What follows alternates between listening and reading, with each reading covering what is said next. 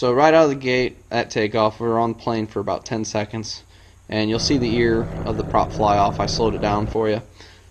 Then we shut down, and I know right away, like, I don't even have to turn around to really look, I just know.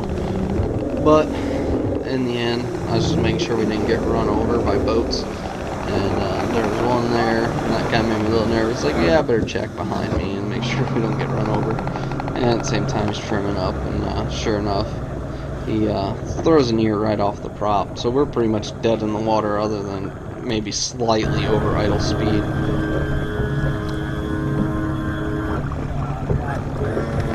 What, did you throw a ear? And at this point, you know, first thing that pops in my head is great. Another draw where I get screwed. And, you know, you gotta stay positive, and I try my best. But, you know, it's one of those situations, you should always have a spare. You know, because you're not only sitting there for your boater, you're also part for your non-boater. And as you can see, the non-boater, me, is got a million different emotions running across my face. Like, I had a chance to make nationals. Is my chance killed? What do? You just laugh about it. There's nothing else you can do. And right here, I say, happens every time. So, yeah, just making the best of it. You know, we're out on a big flat. There's a few humps. So. There's a roadbed that way, but that's quite a long ways.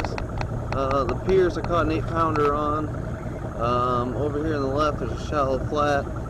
The docks will be good as soon as the wind picks up. But you know, starting, so. In my head here, I've already figured it out. Actually, I picked up my phone, and that was an insult to injury. I almost bought a prop to have it. You know what? Don't think about it.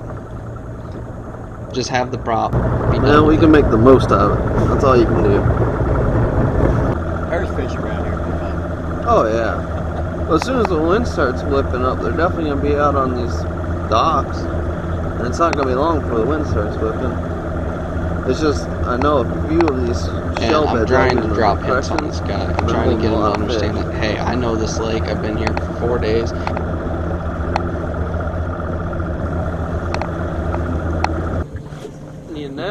So I'm paying attention. He's catching a couple fish here. You know, he's hooked one. It came off. He hooks another one.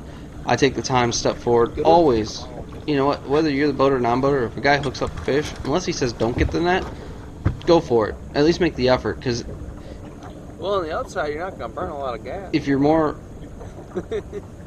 likely to just step towards the net and get it in your hand, the non-boater or boater is going to have more options to actually have you net the fish.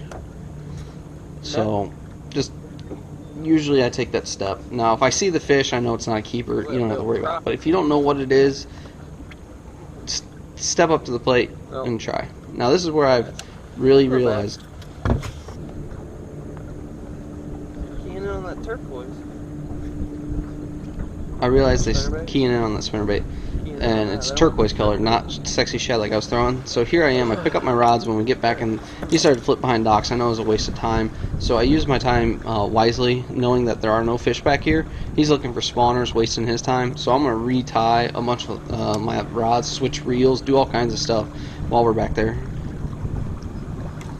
And right here, I'm being courteous to him. I'm not he went back there. He says he broke off on a fish, so I stopped fishing those piers. I told him, go ahead and go back and fish those again.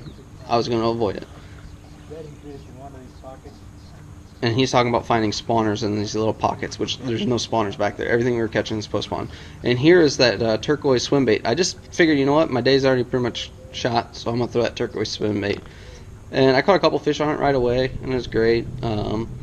I was having trouble getting proper hook sets on him, and right here he starts playing with his unit up front, and the end result is I think he locked the screen on the unit in the back, or it either froze up. I wasn't sure, but it aggravated me big time because I was relying on knowing where the contour lines, because throughout this whole tournament you'll notice he's fishing towards the dock, I am casting as far away from it, time I cast out, so there's where I'm getting. And I'm dropping hints right here. For me, that's my best option.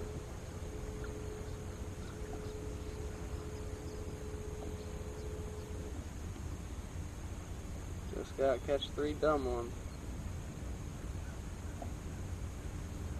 Just browsing around. Plus, a lot of fish that we've been catching all week have been post-spawn. What you hear here are crickets. No, not added for sound effects. He had actual crickets in his boat that chirped all day long. Now there was a terrible hook set. I got hit unexpectedly, which, you know, you don't ever expect it. And then right there, I slowed it down. Throwing a brand new rod on lure I've never thrown before, and it had way more spring on the tip of that. And when I went to launch it out of the water, it actually, you can't quite see it. It touched the side of the boat on the far side of the camera, and it bounced up high and just came way up higher. I was supposed to land actually in the middle of the carpet, but it clearly pretty much just launched all the way over the boat. Now here he comes back. He shuts off the batteries, or shuts off the units.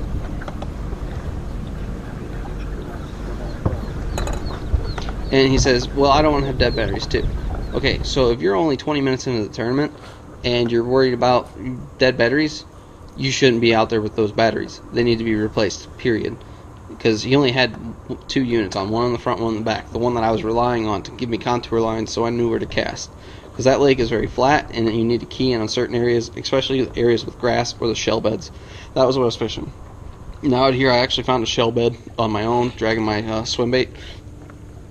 And actually what ended up choking it was a big old drum.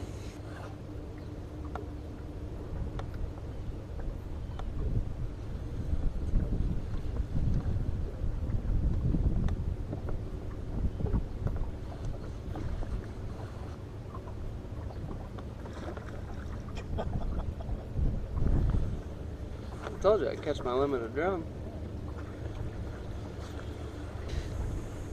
Yeah, I caught over, I think I caught 7 or 8 drum this weekend, and I probably had well over 100 pounds in drum.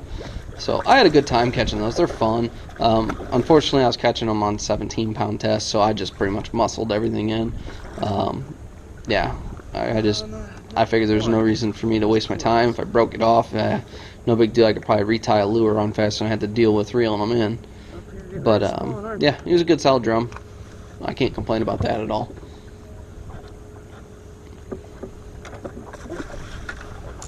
Alright, as you can see, I'm still casting way out. Oh shit, I'm sorry.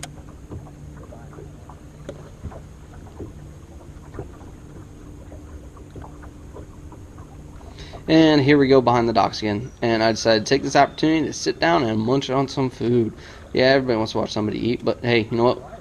It was an opportunity to stop and eat because I knew I wasn't getting bite. Now here I'm keying in on little hints again. That's not so bad. The old grass, I guess.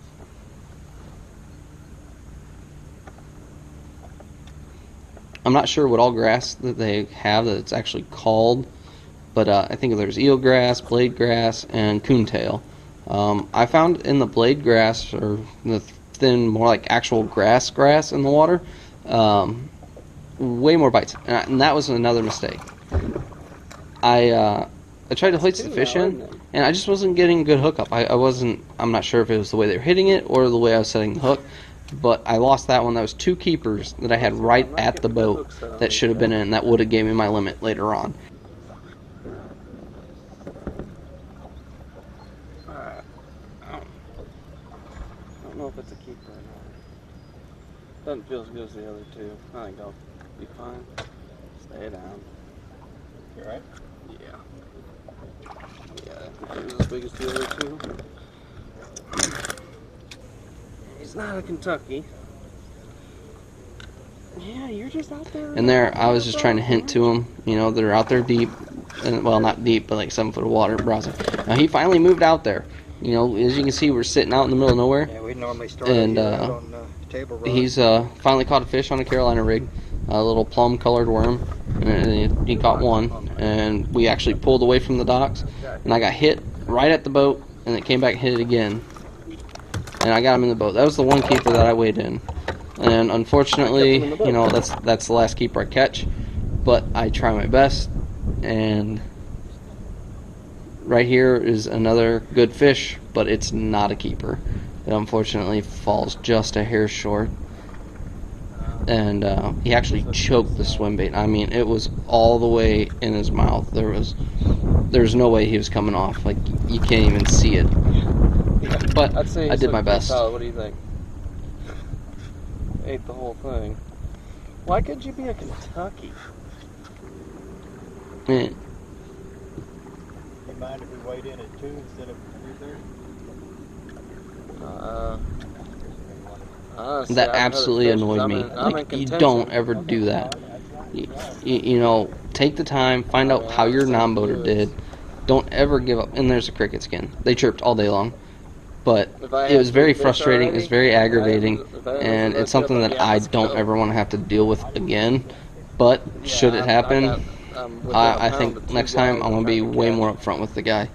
Yeah, that's why when I lost that first one, I was like, I And that was me telling him, you know, if I had 3, let's go in, because I know I only needed 2 fish to make the cut, and unfortunately I fell short. I had the fish in the boat. So, but anyways, guys, that was day 2's tournaments, up and down, and unfortunately I lost the cut by 1 ounce. So I did what I could, and that's all there is to it. All right, I'll see you guys next time.